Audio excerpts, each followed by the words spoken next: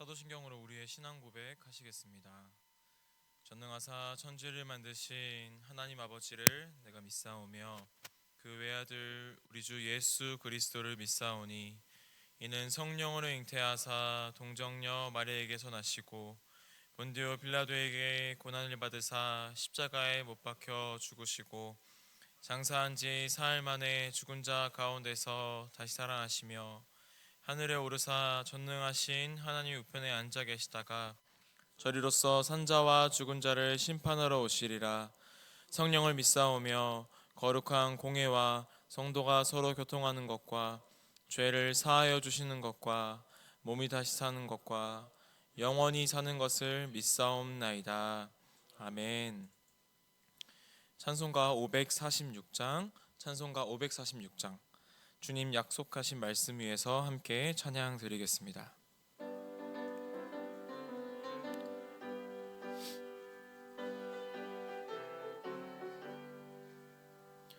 주님 약속하신 말씀 위에서 영원토록 주를 찬송하리라. 소리 높여 주께 영광 돌리며 약속 믿고 굳게 서리라. 굳게 서리 영원하신 말씀 위에 굳게 서리. 굳게 서리 그 말씀 위에 굳게 서리라. 주님 약속하신 말씀 위에서 세상 염려 내게 엄습할 때에 용감하게 힘써 싸워 이기며 약속 믿고 굳게 서리라. 굳게 서리 영원하신 말씀 위에 굳게 서리. 굳게 서리 그 말씀 위에 굳게 서리라. 주님 약속하신 말씀 위에서 영원하신 주의 사랑이 밉고 성령으로 힘써 싸워 이기며 약속 믿고 굳게 서리라. 굳게 서리 영원하신 말씀 위에 굳게 서리. 굳게 서리 그 말씀 위에 굳게 서리라. 주님 약속하신 말씀 위에서 성령 인도하는 대로 행하며 주님 품에 항상 안식 얻으며 약속 믿고 굳게 서리라. 굳게 서리 영원하신 말씀 위에 굳게 서리. 굳게 서리 그 말씀 위에 굳게 서리라. 아멘. 우리 오늘 함께 나눌 말씀은 열왕기상 2장 1절부터 12절의 말씀입니다. 열왕기상 2장 1절부터 12절의 말씀입니다. 제가 가진 성경으로는 구약 511면쯤에 있습니다. 다 찾으신 줄 알고 한 절씩 교독하도록 하겠습니다.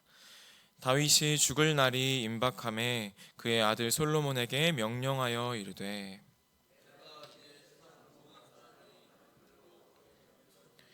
너는 힘써 대장부가 되고 내 하나님 여호와의 명령을 지켜 그 길로 행하여 그 법률과 계명과 율례와 증거를 모세의 율법에 기록된 대로 지키라. 그리하면 내가 무엇을 하든지 어디로 가든지 형통할지라. 말씀하시기를 만일 내 자손들이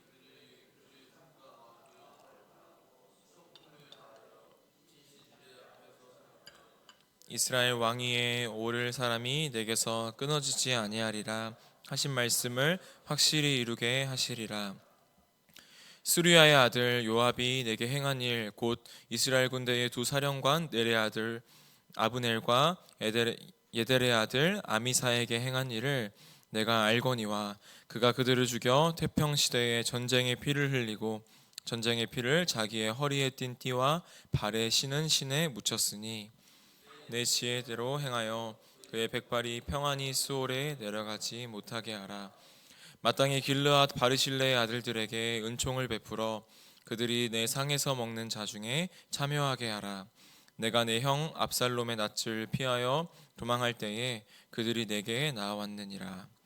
바울임 베냐민 사람 게라의 아들 시므이가 너와 함께 있나니 그는 내가 마하나임으로 갈 때에 악독한 말로 나를 저주하였느니라. 그러나 그가 요단에 내려와서 나를 영접함으로 내가 여호와를 두고 맹세하여 이르기를 내가 칼로 너를 죽이지 아니하리라 하였노라. 그러나 그를 무죄한 자로 여기지 말지어다. 너는 지혜 있는 사람이므로 그에게 행할 일을 알지니 그의 백발이 피 가운데 수올에 내려가게 하라. 다윗이 그의 조상들과 함께 누워 다윗성에 장사되니 다윗이 이스라엘 왕이 된 지 40년이라 헤브론에서 7년 동안 다스렸고 예루살렘에서 33년 동안 다스렸더라. 솔로몬이 그의 아버지 다윗의 왕위에 앉으니 그의 나라가 심히 견고하니라. 아멘. 장례 광고입니다. 2-16구역 전창원 목사님의 아내 되시고 전지성 집사님의 모친 되시며 권태희 집사님의 시모 되시는 배춘자 권사님의 천국 환송 예배가 오늘 오전 8시 반에 있습니다. 빈소는 인하대 장례식장 2호실입니다. 이른 새벽에 주님 전에 올라오시면서 네 분의 성도님께서 1000번째 예물을 드리셨습니다. 사람은 누구나 죽음을 맞이합니다. 그리고 죽음을 앞둔 사람은 죽기 전에 마지막 말을 남기기도 합니다.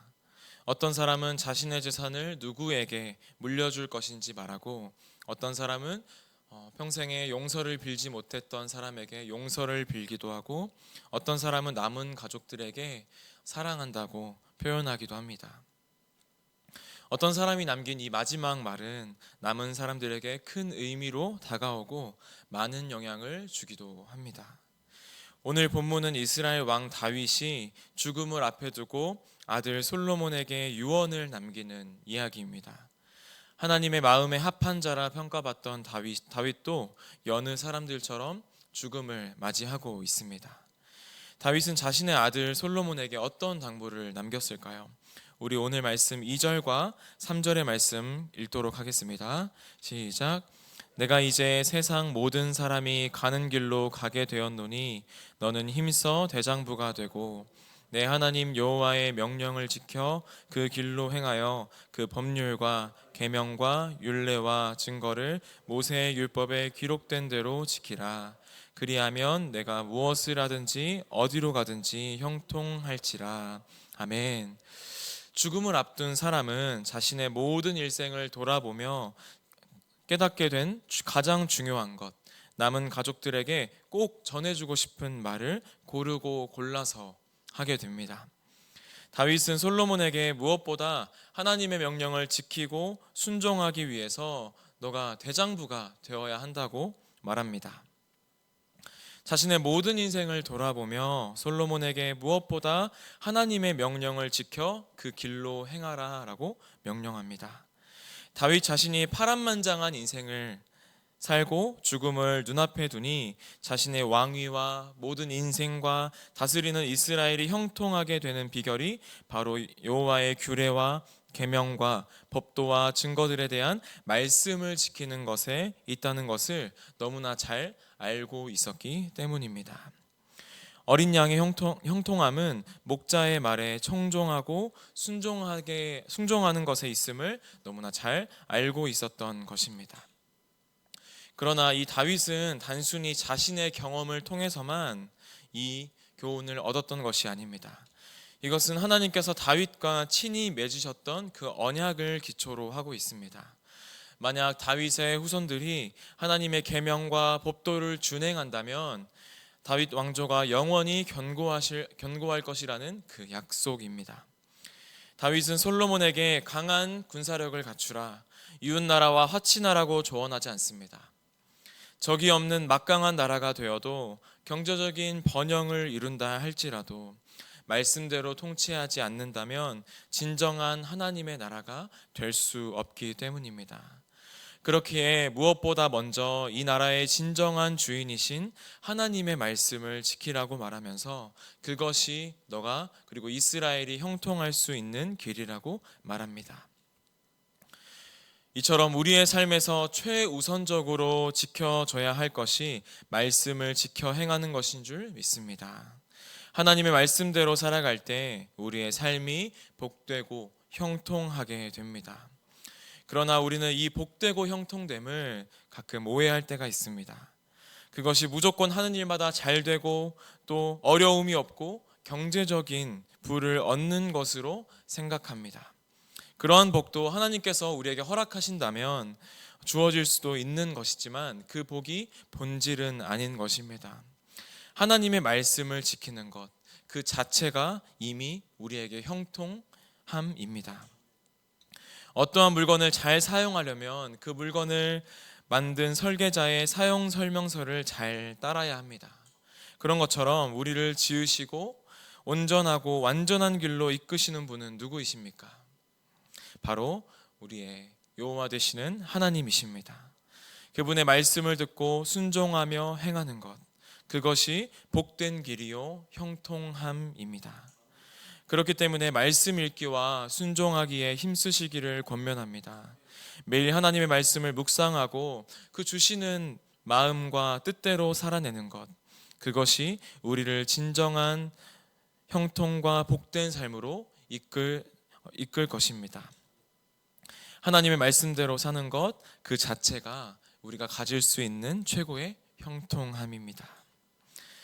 다윗은 솔로몬이 형통하게 되고 그 후손들이 왕위를 보존하기 위해서 어떻게 해야 할지 이 종교적인 권면을 한 다음에 구체적으로 당장 해야 할 것을 명령하고 있습니다.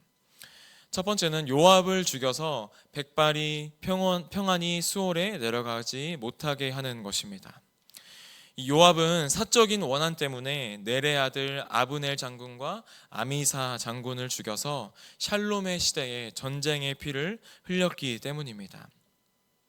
또한 요압은 다윗의 아들이자 솔로몬의 형이었던 이 압살롬을 죽이고 솔로몬의 대적 아도니아의 반역에도 가담하였기 때문에 이러한 명령을 다윗은 솔로몬에게 하게 되었습니다. 이 샬롬의 시대에 전쟁의 피를 흘린 자는 백발이 평안히 수월에 내려가게 해서는 안 된다는 것입니다. 두 번째 해야 할 일은 길르앗 바르실레의 아들들에게 은총을 베풀어서 이 솔로몬의 상에서 같이 먹게 하는 것입니다. 이 바르실레는 압살롬의 난때에 도망하는 다윗을 도와주었습니다. 바르실레를 포함한 이 길르앗 주민들은 다윗의 무리에게 침구류와 그릇과 음식을 후하게 대접하고 압살롬을 죽이고 다윗이 다시 유다로 돌아가게 될 때에도 그의 안전을 위해서 함께 동행하며 필요한 것을 공급해 주었습니다. 이를 기억하고 다윗은 왕의 가족이나 다름없는 이 융숭한 대접을 그들에게 베풀라라고 요청하는 것입니다. 세 번째는 심의의 죄를 물어서 그의 백발이 피 가운데 수월에 내려가게 하라는 것입니다. 이 심의는 사울의 친척으로 압살롬이 반역했을 때 도망하고 있는 이 다윗에게 저주를 퍼부었기 때문입니다. 물론 나중에 무사히 돌아오게 될 때 요단강에서 영접하며 다윗에게 용서를 빌었기 때문에 칼로 죽이지 않겠다라고 하나님 앞에 약속했지만 무죄한 자로 여겨서는 안 된다는 것입니다. 이 세 가지 명령은 단순히 사사로운 다윗의 개인적인 감정에 치우쳐서 하는 정치적인 조언이 아닙니다.